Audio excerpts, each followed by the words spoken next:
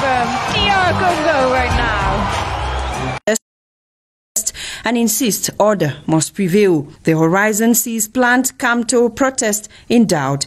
And indeed, Kamto failed again on municipal updates, then receives a heavy mockery sigh on Cameroon Tribune. Just when Cameroon insider mocks at the tsunami that never was, MRC supporters defy heavy security presence in Douala, Chang, Bafang and march on the Guardian Post.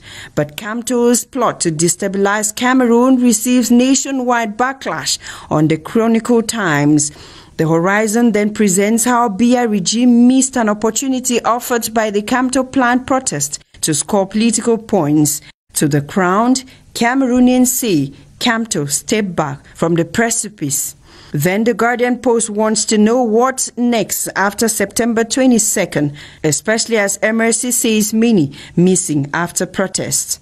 Blood spills again in northwest and southwest regions on the Horizon and gets the Post to weekender questioning, are lives of Anglophones in Cameroon worthless? The paper reports that 10 persons slaughtered in cold blood in 2 days.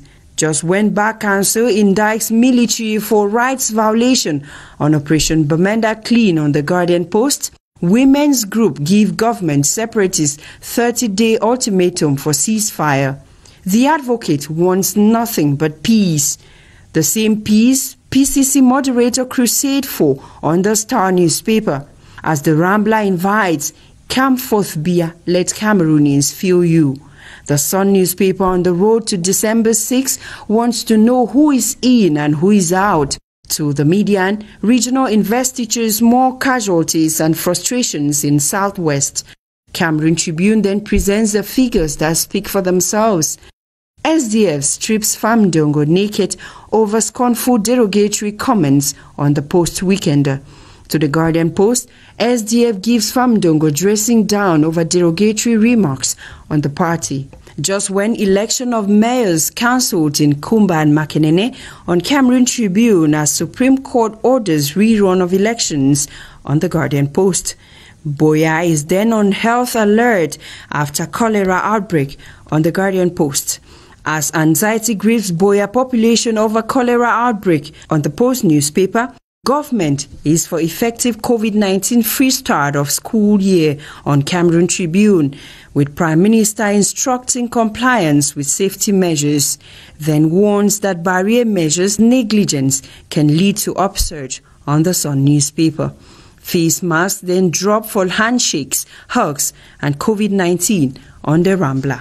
Let's now end our press review with a story on the Guardian Post where over 7 million CFA franc fake banknotes are in circulation in Yaoundé. The currencies injected by a suspected gang of traffickers into circulation, according to the confession of 2 members of the gang currently in the dragnet of elements of the National Gendarmerie in Lomkak, was brought in from Nigeria through a cock in Manu Division. During their arrest, they were in possession of 5,000 francs fake banknotes amounting to 3 million CFA francs. If you are in Yaoundé, then watch out for what you receive as banknotes. Until I come your way again, this is your Hour with the Press.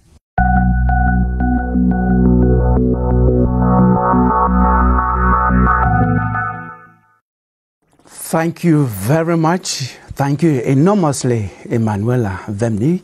Ladies and gentlemen, you have noticed that there was so much in politics for the newspapers to feed on, and there was also much in preparations for back to school, which is our first topic to be discussed here on the panel. And we told you earlier, as you also heard in the press review, it is within a special context. COVID-19 context, we still have war going on in the northwest and southwest regions. We'll begin with you. You are an educationist, principal in a school. How are you preparing for back to school, generally speaking, 2020, 2021? Thank you very much. We are preparing with a lot of enthusiasm to begin the academic year 2020-2021 with admissions of new students and the registration of old ones. with the backdrop of the COVID-19 pandemic, education being the life wire that disseminates culture and the world's people's aspiration, this COVID background gives us room to prepare following the ministerial decision of cutting down the class size, preparing barrier measures like putting in place sanitizers, wash hand basins, and with running water and soap, and disinfecting the campus that students have been away for more than 6 months. So we need to disinfect the campuses and get ready for the general opening resumption of schools. Thank you. You must have heard that what Mr. Keyaka Edward is saying is not peculiar to his school. It is what is happening in all schools across the country, because the pandemic, COVID-19, is a general thing. It affects the whole country. Charles, before we go into some of those things, how to prepare for COVID, as he's saying, because it's something. How do you see this school year starting, from a general perspective, in 1 week's time? Well, I think it is school year within a very particular context. First of all, let us talk about the enrollment context. We are going to have roughly 11 million learners, about 6 million in the basic education sector. We are going to have about 4 million in the secondary education sector, about 1 million in the higher education sector. It is a school year and an academic year which will be taking place within the framework of multiplied crisis. The Boko Haram insurgency is not over in the far north region. We should always remember that. The sanitary crisis because of COVID-19 imposes new regulations that teachers that he is will be pressured. We have the debacle in the northwest and southwest. We are running almost 4 years of some doubtful effective schools in the northwest and southwest. And then there is another battle we have to fight, the social media battle of what is happening, whether this is Cameroon or not Cameroon. So there are times that a school will be going on maybe in the northwest and somebody is bringing pictures of 2016 and saying that schools are not. So there are multiple challenges within that context. Thank you. That is very insightful, Charles.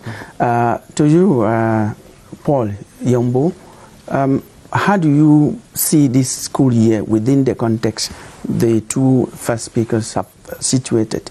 Looking at it, what could we do to make it hitch-free or to limit the stakes? Thank you very much. Well, to go a bit further back, before the beginning of the Northwest-Southwest crisis and before the sanitary crisis of COVID-19, the education system in Africa, in Cameroon in particular, already had a certain number of structural challenges that it has to face. The problem of infrastructure and the problem of the teachers. The student-teacher ratio is way too high as compared to what UNESCO suggests or what UNESCO proposes as a norm to educational systems. So this structural issue has only been accentuated with the security issues and with the health crisis that is going on right now. But at the same time, it has accentuated these problems. It also offers pathways for innovative and creative solutions thanks to the social media that Charles Ebune has referred to, thanks to numerical digital solutions that can help multiply the centers for education and help reduce a certain number of issues and pressure on the teaching staff. So it's an ambivalent context which is marked by serious challenges, serious difficulties, but at the same time opportunities for innovation and for positive change. Thank you very much. Franklin Bayen, when I called you, you were in Limbe. I should tell our viewers that you have left Limbe, come to Yaoundé just for this program. You are on the ground. I don't want to use words that others use. You are on the ground zero. What's the situation? That should be a situational kind of report that you can give us about what's happening. This in relation to back to school, and the situation in the health crisis or the socio-political crisis. The atmosphere. Okay. When I leave Yaoundé, when I'm in Yaoundé, I see relative response to the health crisis, I see a relative, and I say relative because I see something else down out there. Generally, people have given up or not taking the health crisis seriously anymore. The barrier measures have nearly all ground to zero. Ground zero. But even so, when I go down to the southwest, it's like COVID never happened, because there's very little that shows that people are concerned about it. The barrier measures are not there, and people don't see their neighbors dying in droves, so they don't believe that the crisis exists. Number two, sometime in August, there was an attempt by schools to organize holiday classes, and the ministries of education said, no way, you can't have holiday classes, and I think the reasons advanced had to do with COVID-19. Exactly. When I go to Boya, I see at least one school. I say at least one school because I couldn't check all the rest, but I see at least one school having holiday classes. So I'm asking myself, are we in the same country? Are we facing the same health crisis? Are the risks the same for everyone? Are the measures the same for everyone? And I do not know. But now, talking about the socio-political crisis, I used to hear that Limbe, for example, was an island. Spared somehow. Yes, no, Limbe is affected. Monday ghost towns are effective in Limbe, increasingly into the hinterlands, where you thought maybe it was a city center, downtown, that first felt it when it got to Limbe, because it wasn't there at the beginning. And you thought that the back streets or the hinterlands of Limbe were not affected, but right into the hinterlands. Even women who sell food in places as far away as Limbola don't sell on ghost. Now, yes. Now, let me just ask. We're fading out from that. That's not our concern today. Let me just ask you this question. You are from there. The respect for ghost towns, according to you, and according to your analysis, is it for fear of being harmed, or it is a complicity with those who are actually calling it? You mean, is it the population afraid that if you coming out in staying home in protest, or are they afraid of the unknown? Yes. You have to conduct a survey to find the answer. Thank you very much. We'll come back to you. You are the expert in this topic in terms of back to school. Let us take first of all the first point, COVID-19. One thing Charles raised also is that you will be having should be 3 shifts.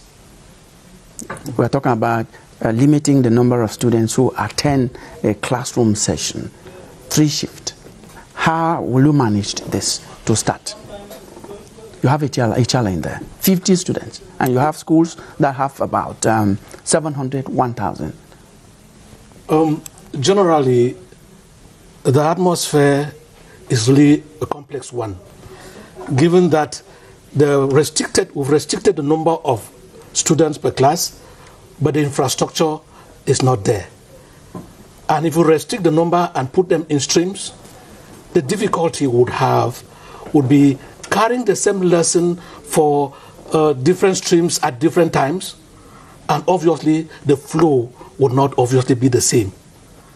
More to that, if we carry one stream and then the next class comes in shift, how do we disinfect the class before the next shift comes in?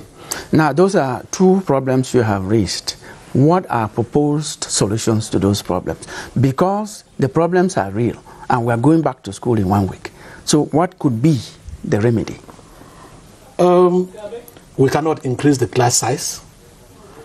We cannot go into construction now to build more classrooms. But I think that the disinfection of the classrooms at the backdrop of the COVID could be plausible, and enough conscientization of respecting the measures to cope with the COVID-19 could be emphasized. And it's really a difficult situation, but I know that if we put our hands together, put all forces together, we can surmount those difficulties with enough conscientization and remuneration for those who will be involved in it, because they will have multiple repeated duties to carry out with the less manpower that is unseen. Yes, Charles, you certainly have a proposal for a solution. I just wish to say that 3 of our key educational ministries are headed by world-class university dons, 3 professors. Nalova Leonga for secondary education, Laurent Sech Etundingwa for basic education, and Famendongo for higher education. And I presume, I understand that they have taken into consideration one basic element in education, quality, because of the innovations they have brought in. Because the human brain is not 100% keeping all what it says. Imagine somebody who has to teach history, for example, and we are in an upper 6th class of 100 students. And for example, let me just take a lesson, the causes of World War I. You will notice that he will teach 50 students first of all. There are certain things he's going to say in that class. And when the other class comes in, he or she will realize that there are certain things he didn't mention, and he's going to say that. And by the time you come in for a 3rd round of teaching, you will realize that there are certain things you have improved in saying. Well, so, I think that could be handled, Charles. That could be handled. That will be handled. See how that could be handled. That will be handled. But let's look at the solutions that they are providing. That's what I want you to talk about. I think that the digital platform, whose experience has been proven well during the COVID short-term examination period, could be multiplied so that all the students have the same teaching experience at the same time. Second, I believe that the media should come in, especially our radio and television stations. I think the print media equally. The print media equally. And a good use of social media. Absolutely. But let me hang on TV and radio, especially radio and community radios, which have a wide audience across the chessboard, be it in English and French. For them, for the purpose of public service, to sacrifice some of their airwaves and provide an opportunity for lectures to be increased based on what we saw. Because let me just add. Thank you. We had that on CRTV this last time, running up to the end of the 2019-2020 school year. Yeah. So as you say, they should improve on that. Yeah. Now I'm going to ask you once again, Mr. Kayaka. Students have been out, except for those examination class students who had special sessions, sometimes distance learning sessions. The majority of the students, except for those, you talked of 6 months or even more out of school. How are you going to make sure that they catch up with kind of vacuum that must have been created on their minds? I think this could be bridged up if we teach them right up to Saturdays, because the normal school day runs from Monday to Friday.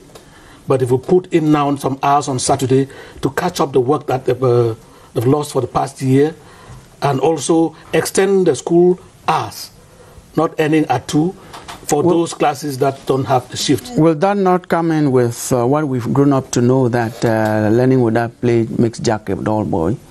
Too much. Special circumstances will permit us to bridge the gap and catch up what has been lost.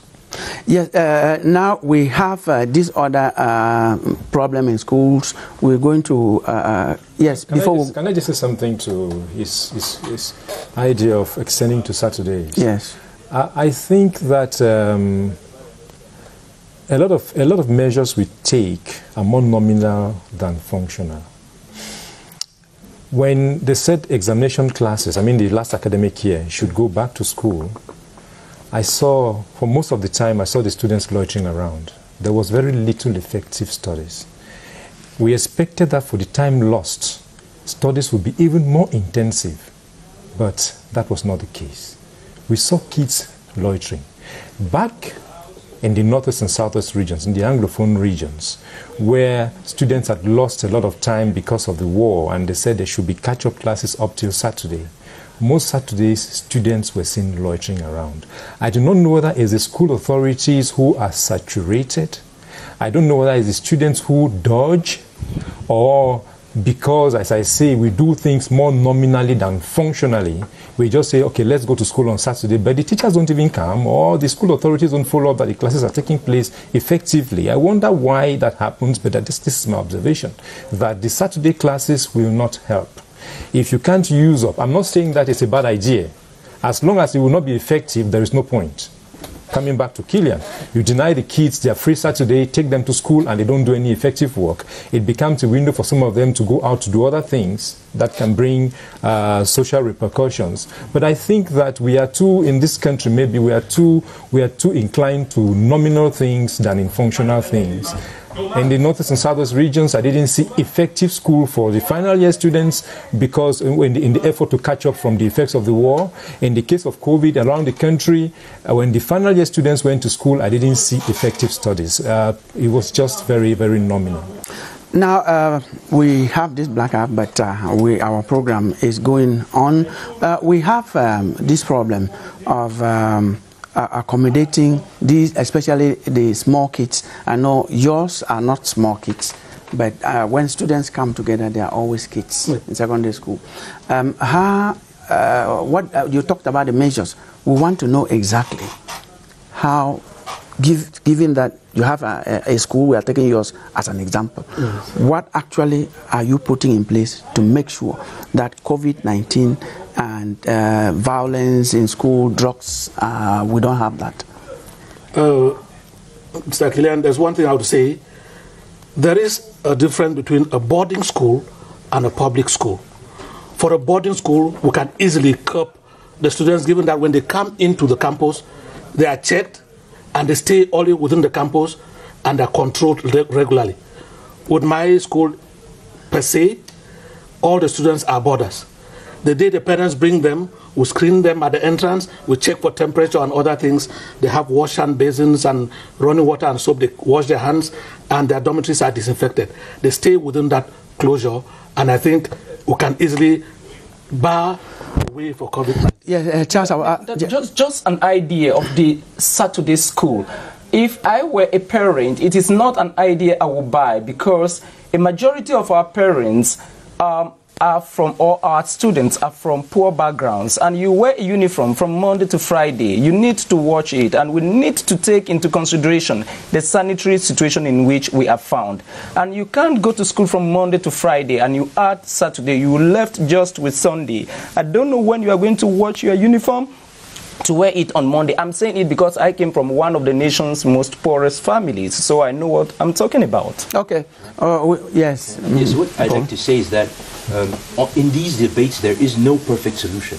What we're trying to do is optimize in a situation of constraints. Exactly. There are multiple constraints. Exactly. First constraint is the health crisis that we have now. Yes. We need to apply social distances. We need to apply barrier measures to curb down the slope of the health crisis. That's the first point. Second point is the health, the security situation, and the third point is the limited infrastructure and limited number of teachers. So there's no perfect solution. The problem is to optimize, and bearing that in mind, the idea of Saturday isn't such a bad idea. Okay. Thank you very much for that. Now, we're going to phase out of this topic, but you know, the crisis in Northwest Southwest is part of the problem when this school year, academic year subsequently start. We know so many of them left that way, what we used to know as Anglo-Saxon education. Yours is a school known to be. Can we still have those standards here? Are they not diluted in Yaoundé? Given that we know that the way it used to happen in the, it happens because we still have schools going on in Northwest and Southwest. Yes. Can I talk about my school precisely? Your school is just an example. Yes, I'll use as an example. The Anglo-Saxon values of education shows that we must bring up children to be self-confident, honest, faithful, disciplined, and truthful. And when those norms are put in place, no matter where the student comes from, we follow those norms, we will create better citizens for the country. So you have to be very strict? Very strict, following the Anglo-Saxon principles. As Captain Cotran puts it, there are 9 basic values that are inculcated in the children, in the students, as Anglo-Saxon background. Can we have some of them? We have self-confidence, courage, truthfulness, honesty, discipline, industriousness, critical reasoning. Okay, so thank you. Well, we have all of that. Thank you very much. We are going to move into our next topic, which is topical. Newspapers talk mostly about the fact that officially and unofficially there are attempts to destabilize Cameroon. And we have grown up being frightened just when we hear that the international community is condemning something. But with what has been happening in Cameroon, Charles Ibuni talked of the Boko Haram insurgency in the far north, in sub-Saharan Africa, many countries, Cameroon included. Now we have several areas of human rights violation. We have the crisis in northwest and southwest regions. We have the current issue at hand, which people call it a hot potato, the cause by MRC, CRM political party to destabilize the country. What is the role of the international community? That's what we're going to talk about. Hold your breath, you can't go away. But before we talk about that topic, watch this report by one of us, Ebenezer Akanga.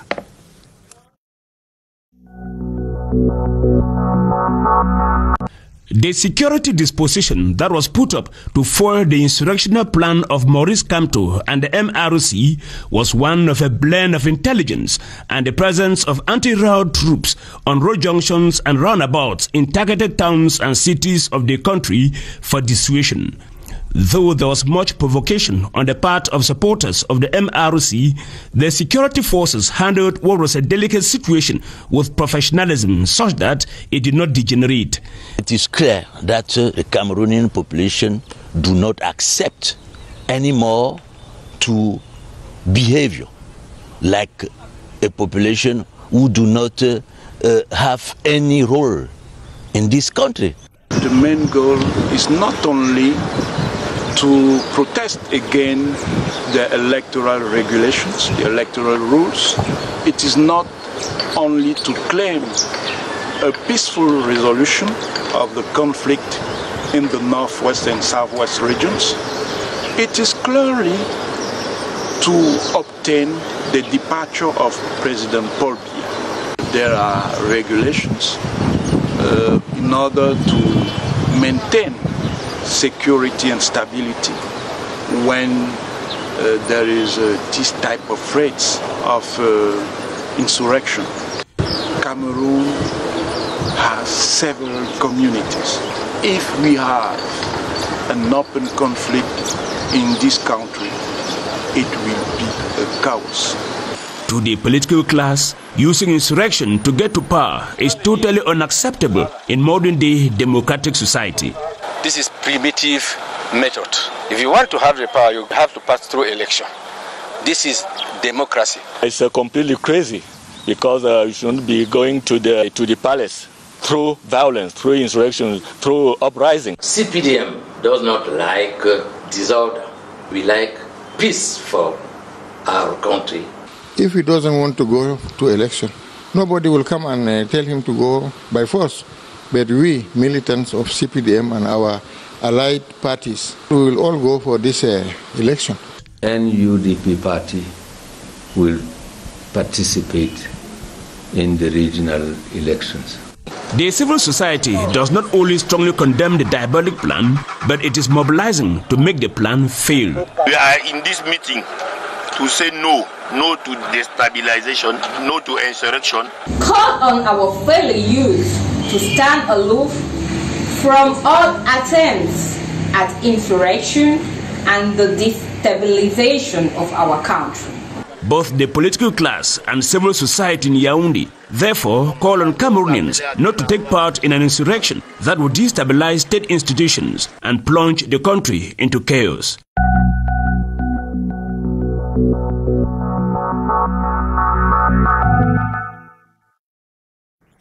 That report by Ebenezer Akanga was clear to us. I hope that it was also very clear to you.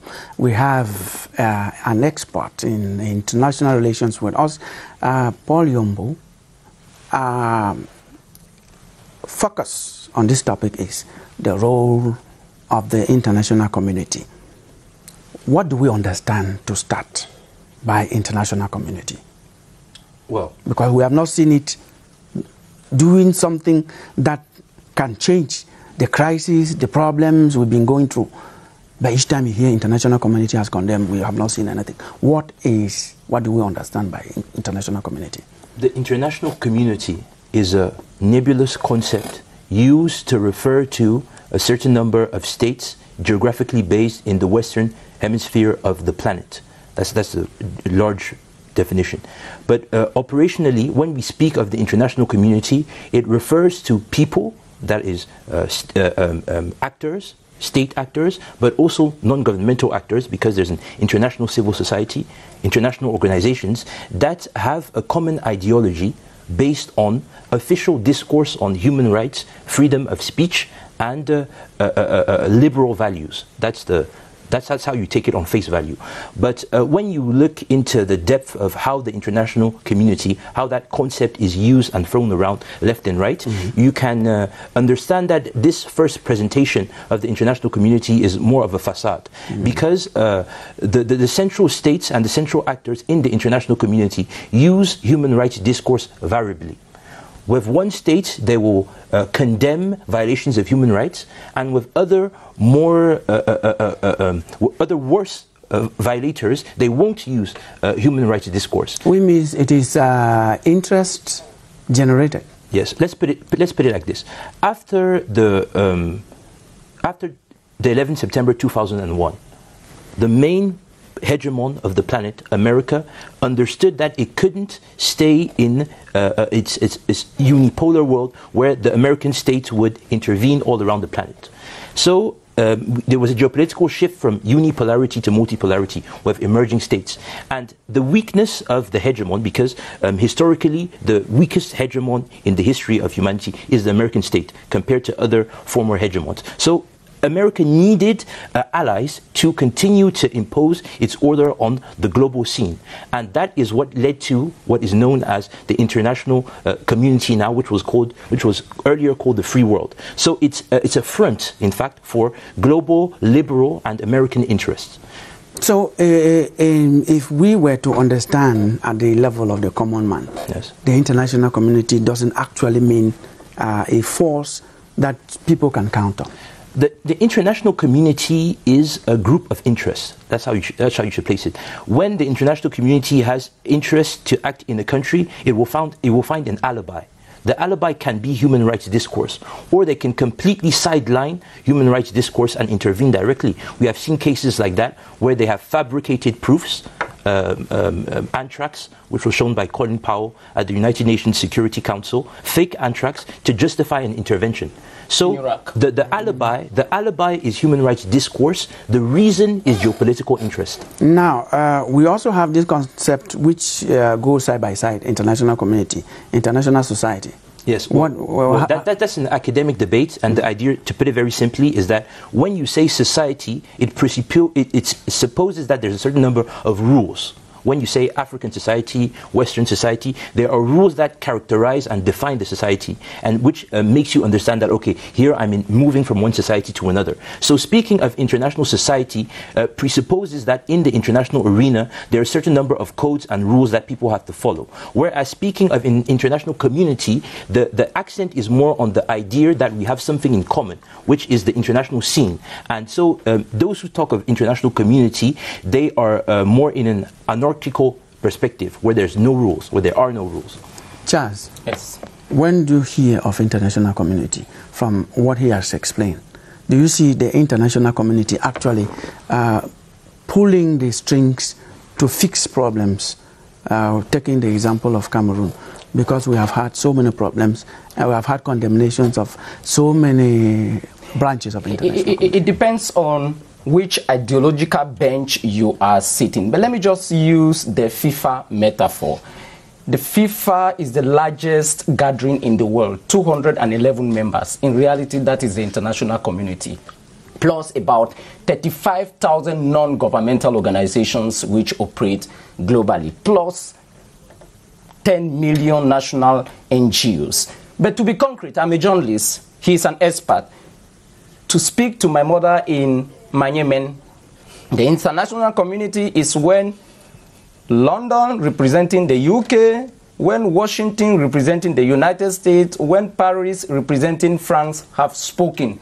Plus those who are their surrogate, those who support them. In an expression, they call them neocons, conservatives, people who don't want a certain order to change. And there is one element that binds them.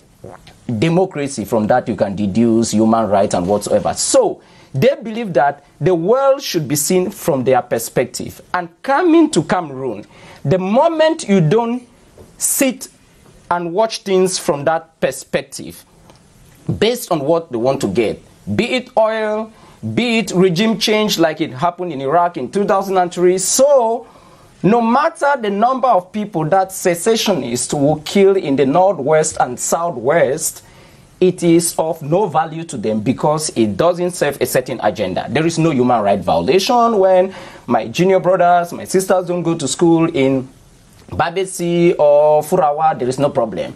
There is no problem insofar as Boko Haram executes children in the far north and deprives them from going to school. There is virtually no problem because there is a particular agenda which has been set. But the moment the military of the Biya administration in a Regalian or Republican principle, let me talk like Professor Elvis Ngole, attempts to maintain the territorial integrity of the nation against terrorist organizations, all reports are produced on Planet N. And from there, you can quickly deduce what is at stake. Is it regime change? Do we want to change power? Do we want oil?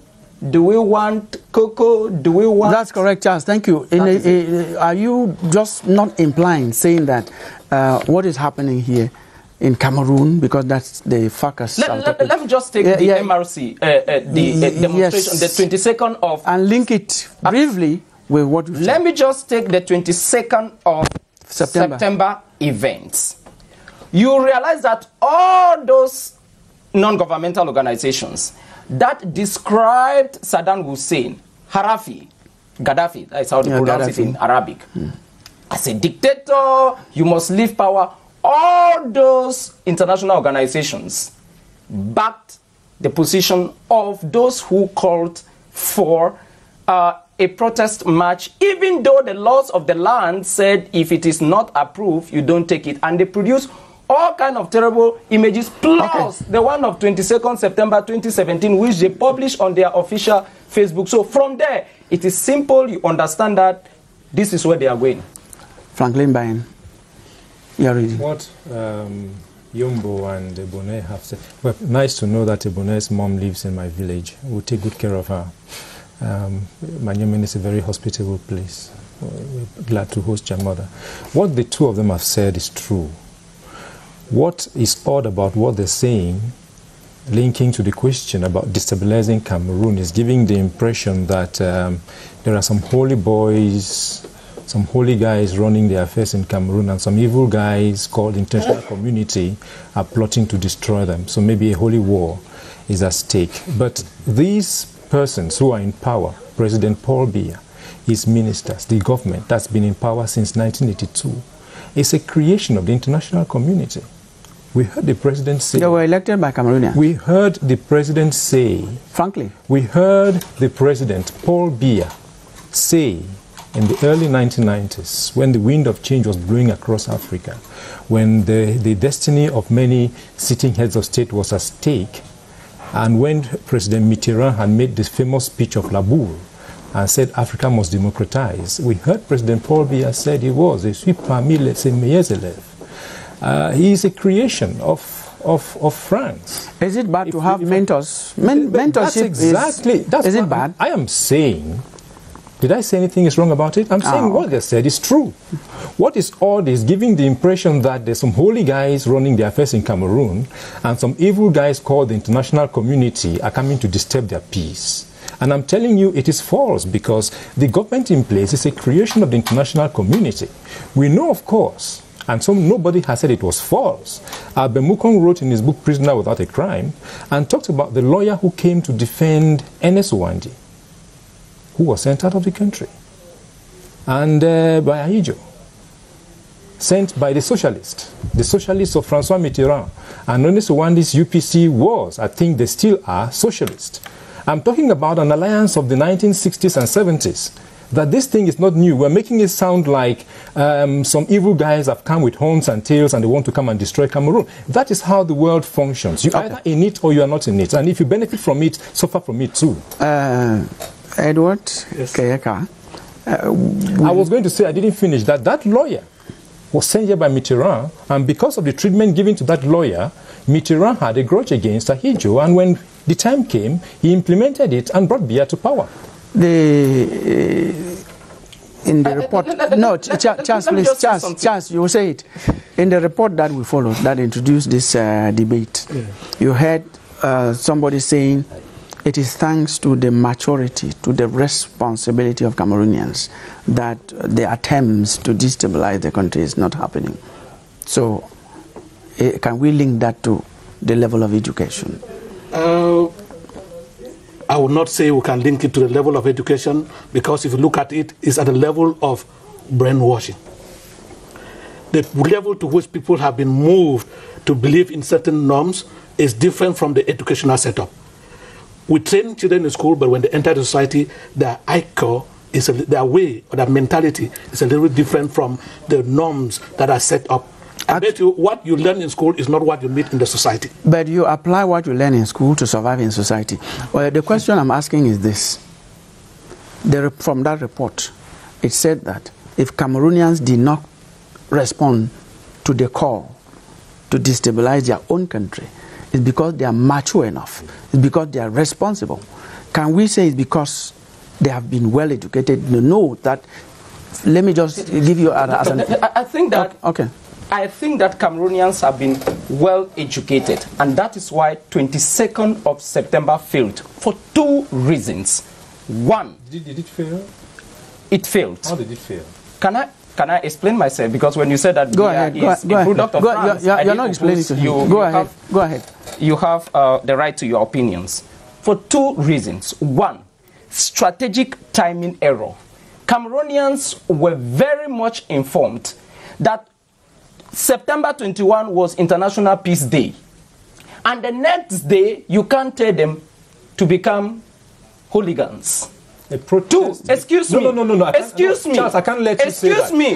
When you said President Biya was installed on power, this is very serious. By France, I didn't oppose you. No, let me tell you. So if you want to talk, I leave the stage and you talk. This is very serious. But I believe that you should allow me express my own point of view. Let him end. In pursuit of academics, and academics is truth. Can I complete my statement? There are lots of young people. Can I finish my statement? Up to you. Can I finish my statement? That a protest is violence. Protest is an expression. It's not violent. Let him finish. Yes, Charles. I just want to say that clear. I did not kick your idea of being installed. It wasn't a favor. It wasn't a favor. By the way, there was a constitutional mechanism for that. It wasn't a favor. But I cannot let you say that a demonstration is violent. Let Charles finish. Peace Day, there are demonstrations. Let Charles finish. It was a strategic timing blunder. And that 22nd of September, back in 2017, was a day that a controversial march took place in the Northwest, and some people declared independence. Northwest and Southwest. Northwest and Southwest. Mm-hmm. And that is when people said that, okay, look, maybe that episode of 2017 wants to be repeated. The second, that's a lot of conjecture. The second reason why it failed, these people who organized the protest, plus their surrogates, have been consistently inconsistent. These people told us months ago that President Biya has died, only for them to come and tell us that let us chase him from power. Cameroonians know that there is no mortuary at Etude. So was it Biya's corpse they were going to take from the Unity Palace? Okay. Yes, I have a point which I want to raise. Yes. The question you asked was, why did the march fail? Is it because of Cameroonians' level of education? I want to say Cameroon is a particular country in Africa with a particular history. First of all, Cameroon was never a colony. And this, we won't repeat it enough, Cameroon was never a colony. Absolutely. It's not to say that Cameroonians didn't live under similar conditions as other colonial Africans that were colonized. No, we lived colonial experience. But the difference was that under the mandate system, Cameroonians had the right of petition. Okay. And the right of petition forced Cameroonian nationals to organize themselves to collect money, first of all, because it wasn't the colonial powers that were going to pay for the trips for the petitioners to go to the United Nations. So farmers gave 100, 200, 300 francs to collect money to go and petition. And second of all, it permitted Cameroonians to know each other and to mix. Okay. Why am I raising this point? I'm raising this point because Cameroon with Algeria are the only two francophone countries that fought for their independence. Okay. And someone like Francis Part of Cameroon. Part of Cameroon today. Well, that's true. Part of Cameroon today. That's correct. That's true. François-Xavier Verschaff estimates that there were from 100 to 400,000 deaths during that period. It means that Cameroonians know what war is. They know what war is. Exactly. And Cameroonians have a spirit of independence that was inherited from the fact that they weren't a colony, from the fact that they had to organize themselves, a German protectorate, and from the fact that they know what 400,000 deaths mean. Thank you. I want how the fact of not being a colony, just a trust territory or a mandate, plus a protectorate. Well, I think that's a question. I can answer. Cameroon is not alone in that category. There was Namibia, Southwest Africa. Okay. There was Togoland. Thank you for thank you for adding to the list. And Namibia. I explained how it comes for to play. independence. Namibia fought for its independence. I don't know whether you mean that. I said I said amongst those who had French. Okay. That's clarified. But what I mean is that it comes to play in the mentality that the people have. That's clarified. Cameroonians are independent. Yes, they have an independent mentality vis-à-vis the international community. So it's difficult to destabilize Cameroonians who have a spirit of defiance vis-à-vis international powers that want to tell them what to do. That's what I'm trying to say. No, that's what we're talking about. That's what we're talking about. Have grievances. It takes the international community to come and destabilize. Now let me when Cameroonians express themselves over their grievances, it is the international community that is coming to destabilize Cameroon. It sounds very silly. The people signing the communiques are not Cameroonians. To have is Mr. people of a certain the lawyer, is he a Cameroonian? These are the same people who wrote the letters for when Namibia fought for independence, Cameroonians are very much aware that this country will not become like Bani Wali or Misrata in Libya. That is a point you have to take. Now that is fear mongering. Not You're saying that anywhere people rise up to ask for what is rightfully theirs, it's the international community that is trying to destabilize the country. Is that what we are saying? You're out of topic. I am out of topic. I'm sorry. It's a topic that was coined. That's not the topic that was coined. Isn't that the topic? No, it's the role of the international community. Destabilization coming from? Are we talking about Cameroonians rising up to ask for the rights, or the uprising? Yes, uprising is illegal. Constitutional right, and there is no debate about that. Okay. Just that the constitutional mechanism in Cameroon does not operate like in the US. Let me just give you an example about the element of destabilization. You can't talk of excuse me.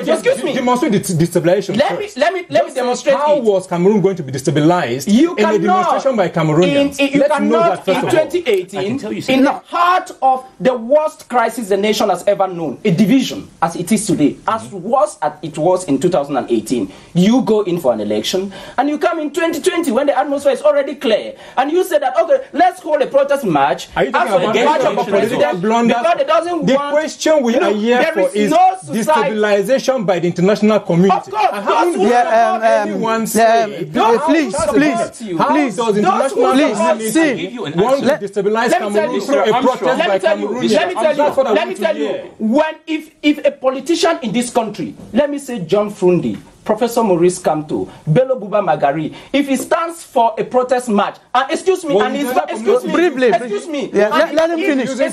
finish. When he finishes, I will give you the floor. If a politician in this country calls for a protest march, and he's backed by the Lamido of Ngaoundere, the fund of Fonfuka, Ebune will listen. I will not pay attention to a letter backing a politician from Amsterdam. Okay, that is said. Washington. Yes, that is said. I have not heard how the international community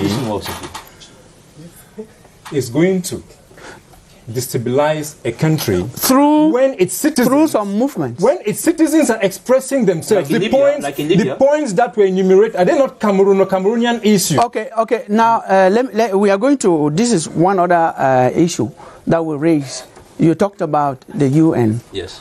Coming in to solve some problems. And on reading, I came across Lord Acheson's plan, Uniting for Peace Resolution 377 Yes. of the United Nations, Yes. that they could, if at least one of the 5 permanent members Yes. use their veto powers not to make peace move, or they will use that to go around. Why is the United Nations not using such an avenue? The United Nations Security Council is divided on the issue of Cameroon.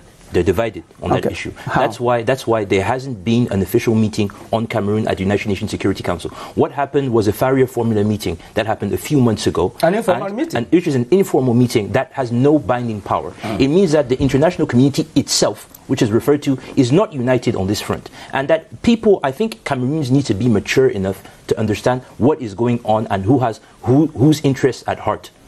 And that is the heart of the issue. To come back to the United Nations Security Council, the people that are blocking Cameroonians, the discussion of Cameroon at the United Security Council are basically the French. Let's put it bluntly. The French and the African group. Ghana, South Africa, Tunisia, Algeria. There were non-permanent members of the Security Council. They systematically voted against a meeting on Cameroon. And the day that the French president was saying on French television, he was speaking to a Cameroonian activist, telling him how he gave orders to the Cameroonian regime, that same period, he was refusing a meeting on Cameroon in the United Nations Security Council. Thank you for that clarification. We're going to continue. That our diplomacy is very effective. We are going to continue. We have Bruno. Bruno is here. Franklin. We have Bruno who has come in with reactions that have come up from our viewers during this program. What reaction? Bruno, welcome to the program. Thank you, Killian. What are the reactions that you have? We have reactions from the social media, right from our Facebook page where the program is streaming live. And Sharon Guanque, she says the 2020-2021 school year will face a lot of challenges from health to security. It will be very hard for the school system to readjust its timetables, which will make learning come in 2 sessions as government proposed. Will the teachers handling this work be paid double for the work done? And Nicolas Azunyi on our second topic says the UN and other bodies have to work to help parties in conflict make peace. They also have to hold and flourish peace. The UN Security Council has the primary responsibility for international peace and security. And Mary Killer agrees that the international community have a great role to play. If not, why can't the Cameroonian citizens solve the international crisis developing every year without any solutions? And Chiabi Proteus says the international community is not a friend of Cameroon. Looking up to the international community as a friend, helper, partner is disastrous. They are hypocrites. This same international community is responsible either directly or indirectly for the crisis in most countries and African countries in particular. Our leaders need a lot of wisdom and caution while dealing with international community. Prince Motapane says COVID-19 is a big impediment to the smooth functioning of a hitch-free academic year 2020. First of all, students and teachers are already traumatized with the effects of the COVID-19. This can only be resolved when the government or educational authorities organize virtual training sessions. And the last one there. The last one. Shortage will be a problem for the smooth functioning of this academic year. Thank you very much, Bruno. Thanks for having me. And we want also to thank all of you who sent in those reactions, prompt reactions. Just to remind you that you can watch this program live on CRTV web Facebook. We are going to conclude the program with this last topic. Charles, briefly, what role should the international community play to make sure that we don't have these staged managed I things? think what we need to understand as a concert of a nation is that there is no universally binding principle. So we should have that. Democracy is good for countries that have already been developed. Dictatorship is what develops a country. So countries seeking development should be dictatorial governments. Democracy should come after. That is so hard. That's your opinion. I want to think that It is but normal, natural law that when see people disputing, an elderly person could come in to broker peace. Okay, that's well said from an elderly person. Well, I think every single country should have its own interests at heart and should calculate when the international community can be useful and when it can be harmful. Because as much as the international community has helped to increase life expectancy in Africa, has helped to almost eradicate polio, the same international community has destabilized Libya, has destabilized the whole north of Africa. Thank you, Franklin. The international relations expert to tell viewers that. No, you give your opinion. All countries try to influence other countries through the diplomatic missions and other means. Okay. That is why, for example, and credit to Cameroon's, President Biya's use of international community to keep hold on power in Cameroon. He said France was blocking a discussion of the Cameroon Security Council. Number two, even the United States we are out of the discussion. We are out of the discussion. We are ending the program. We don't have time again on our side. Because Russia is meddling into American politics, and you will see a crisis, post-nuclear crisis this year. Thank you, thank you for your opinions. Just to tell you, ladies and gentlemen, you have said that there is Charles, no universal vote in American electoral system. The debate is ended. Thank you very much, Charles Ibune, for coming. Thank you, Edward Keyaka, Principal CCSN Combo. Thank you very much, Paul Yombo, expert in international relations. Thank you very much, Franklin Sonny Bayon, media researcher, for being there for us. And we also want to thank you immensely, ladies and gentlemen, for your time. Watch this program tomorrow at about 3 p.m. You can watch it anytime on CRTV Web, Facebook. Thanks once again.